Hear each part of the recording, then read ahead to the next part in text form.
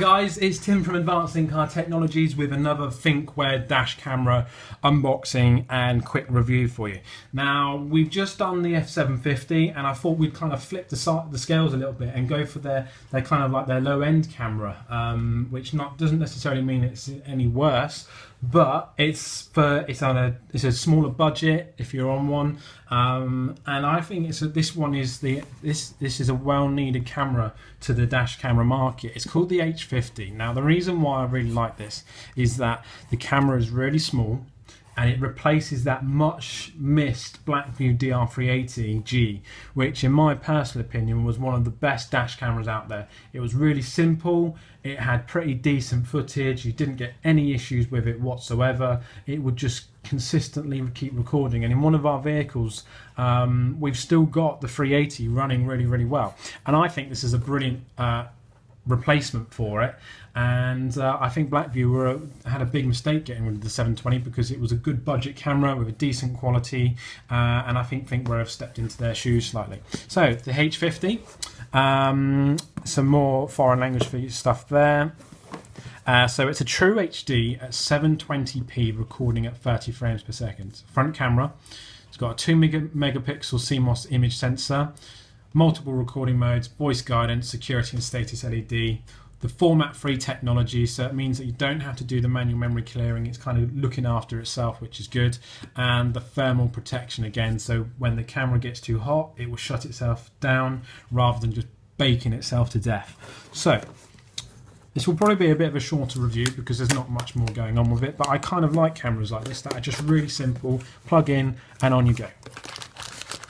So here's the small camera, and here it is. Look how small it is. It's almost the same size as the rear camera for the F7 550. So we've got our front sensor and camera there, our security LED, we've got our connections here, so we've got our GPS, optional GPS antenna if you want it, a record button, our speaker, our LED, and there's our DC and our power cable right there. So it's a really small, decent camera, and it's actually smaller than the DR380, which is pretty cool.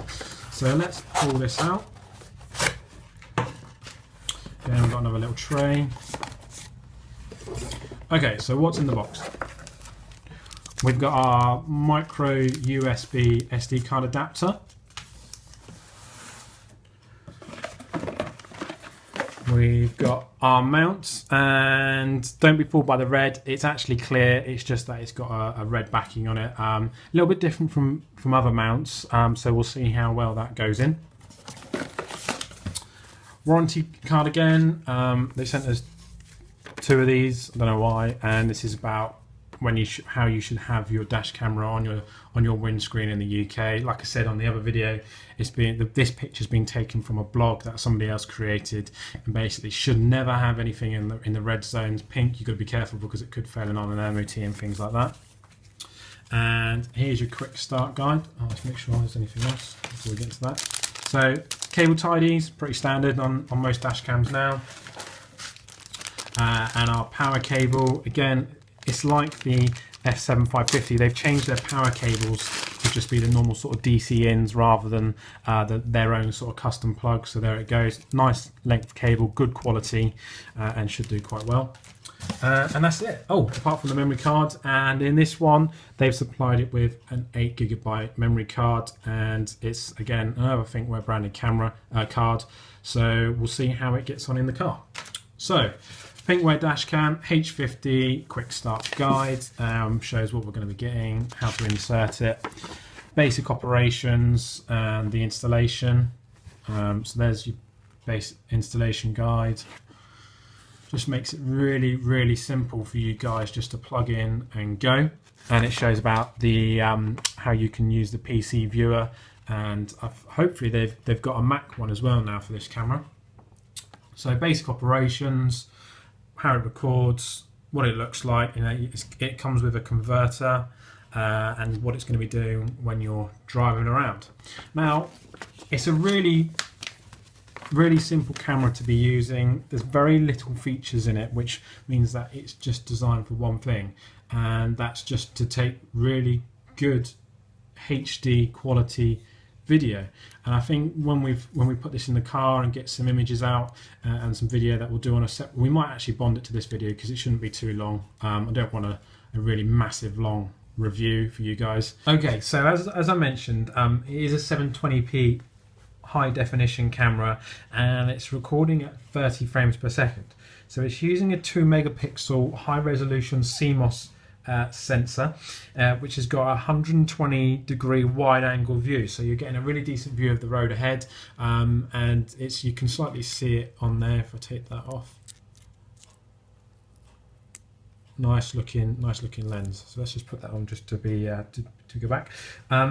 So like the F750, that uses an A7 Ambarella chip. So this one actually uses a Cortex-A5, which is designed so that it can do multi-processing, and its energy consumption is actually pretty low. So it's not using too much power when you're in your vehicle, and it has, as I mentioned, an upgradable USB dongle.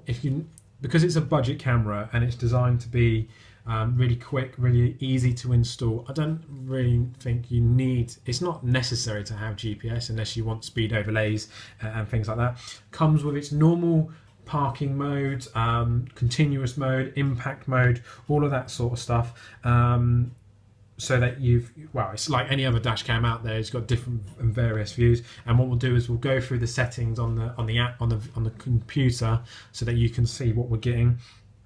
In terms of recording durations, Thinkware are saying that you're going to be getting around 73 minutes from an 8GB card, which isn't that much, but I guess if it's just recording, then there you go. 16GB, you're going to get 146 minutes, and on a 32GB, you're going to be getting 292 minutes. So with a larger card, yes, you're going to get a decent amount of time. Simple camera. If you're not doing that many big journeys, then that's going to be more than adequate because it's going to overwrite itself, etc. And you can also protect it so that it doesn't record impacts, for instance, or overwrite the parking and stuff like that. So yeah, it's a really decent camera. It's recording at 1280 by 720. It's got those different memory card facilities. It's got your front security LED, as I mentioned earlier. So yeah, we're going to get in the car. We're going to pop some videos on. I'll probably add them to this video so that we can see night, day, rain. If we get any rain, probably not now. I want to do this. Oh, there's a micro SD card slot there. And so yeah, hopefully you really enjoyed this video.